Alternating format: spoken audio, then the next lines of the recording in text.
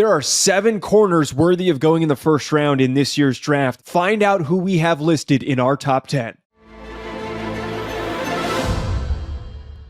Ryan, there's plenty of guys that can go on to be highly impactful players in this draft at cornerback. We've got 3 tiers, as we always do, for these position ranking videos for our top 10s.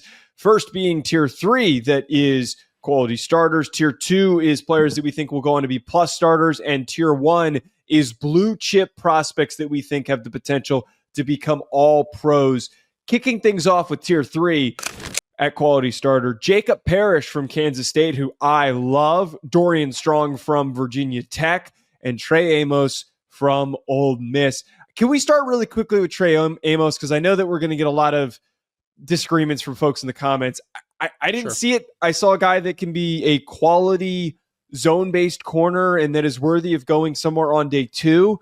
Him being ranked 10th does not mean he's not going to get drafted in the 3rd round or higher. I have a 3rd round grade on him. But why did you have him outside of your top 10, and why did he land at number 10 for us?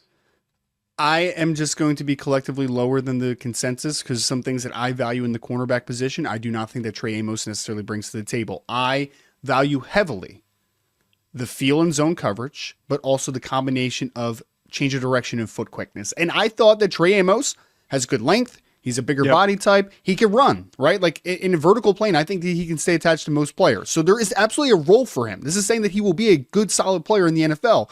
But for the first round conversation, Joe, I found myself souring on Trey Amos because I just collectively have seen too much instant separation, stop routes, comebacks, where he just can't stay attached because I just don't think he has the most hip fluidity or just change of direction skills in this class. And that's one reason that I'm just a little bit lower than consensus. Good player, not the first round caliber player that people are trying to make him out to be, in my opinion.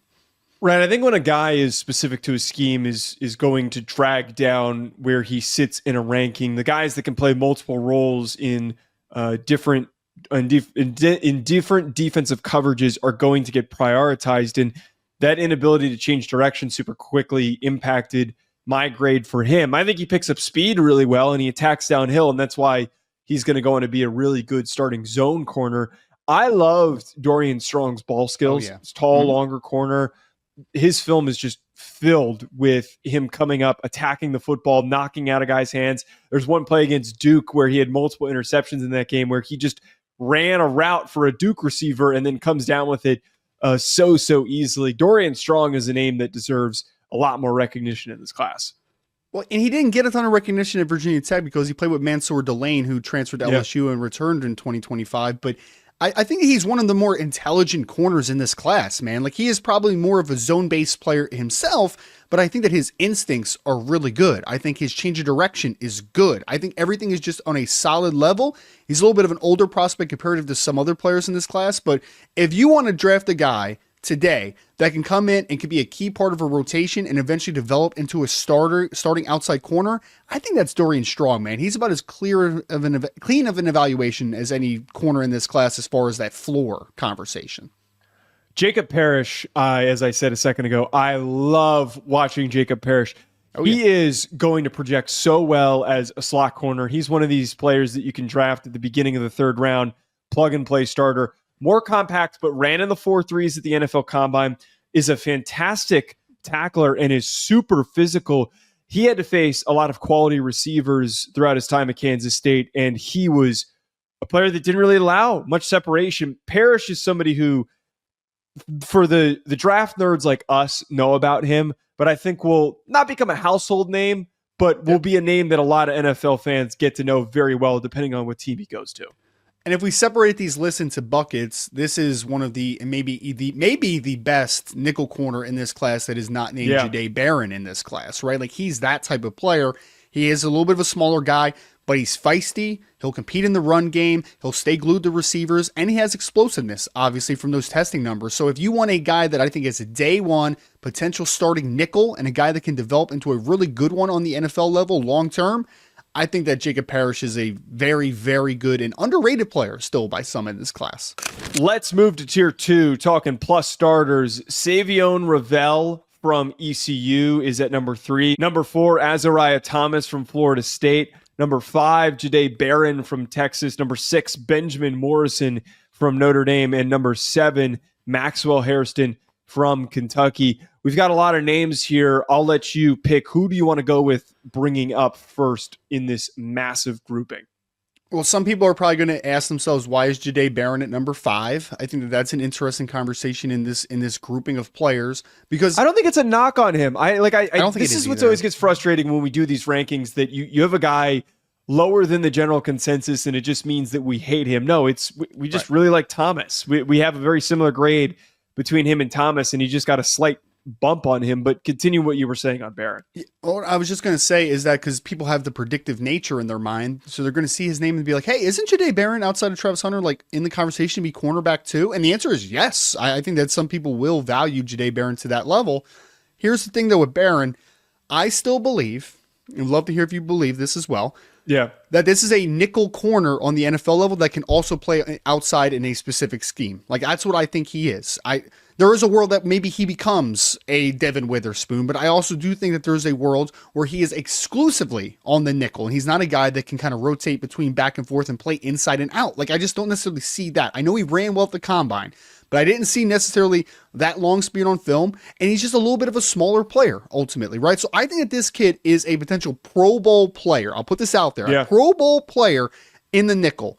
If he's playing exclusively outside, though, I think he's a solid starter. I think he's probably average to solid, like however you want to coin and phrase that ranking of him. But I do think that he is better inside, and if you're a player that's going to play inside and then out occasionally, I think that's where you best get the best of both worlds for Jahdae Barron and most optimal outcome for him. Personally, I think that he could play as Brian Branch. I think that he can play that role really well. I would play him in the slot. So like a nickel safety type of thing? A nickel safety that's just so fantastic and reliable in coverage. I think his athleticism, his play style, his instincts allow for you to get creative with him. I almost would argue maybe just slotting him at outside corner might be too simple of an approach for him. I would love to see a defensive coordinator use him in as many different paths as possible to see what ways you can maximize his impact. I want to talk about Azareye'h Tomas from Florida State.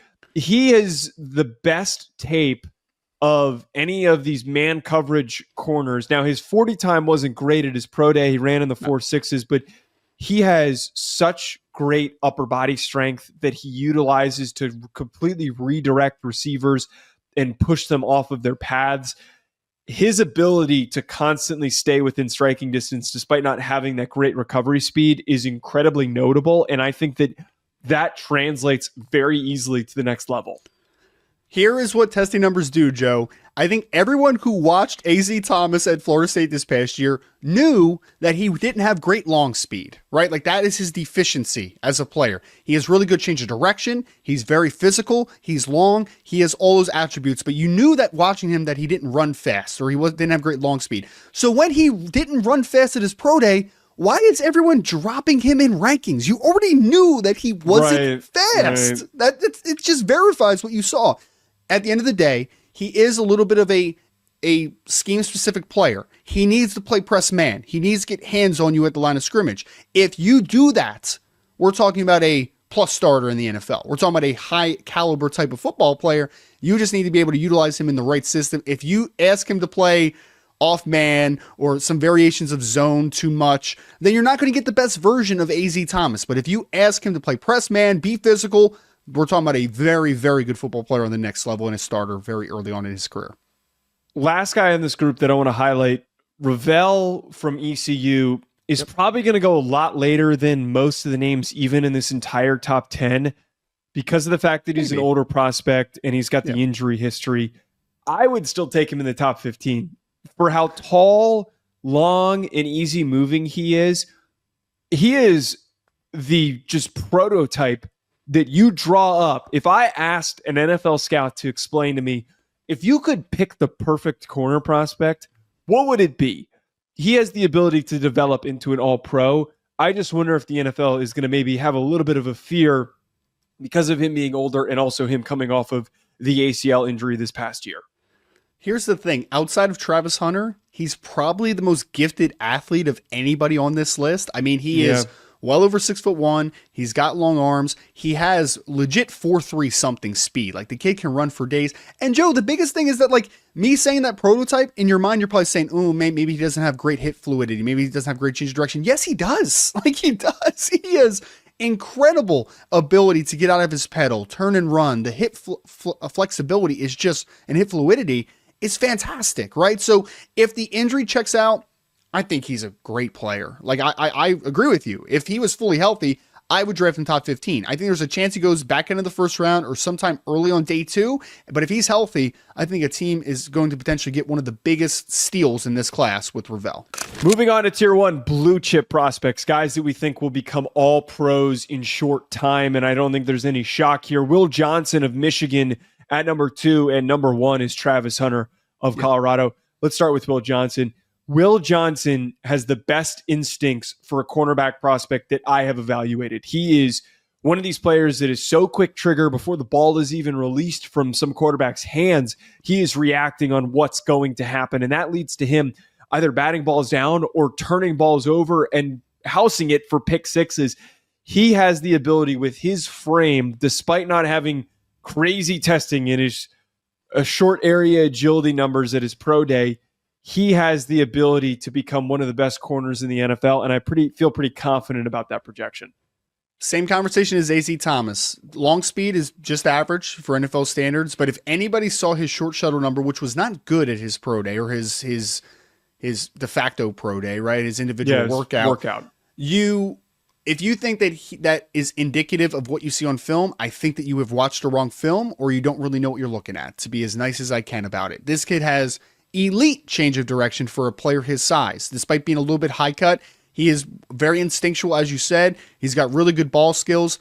I think we're overthinking this one a little bit, Joe. He is one of the most overthought players in this class. He should be a top 10 pick, but I think he's going to be a slam dunk top 15 when all is said and done. Miami now at number 13. Miami Dolphins, now that they're potentially trading away Jalen Ramsey, is a very easy fit potentially.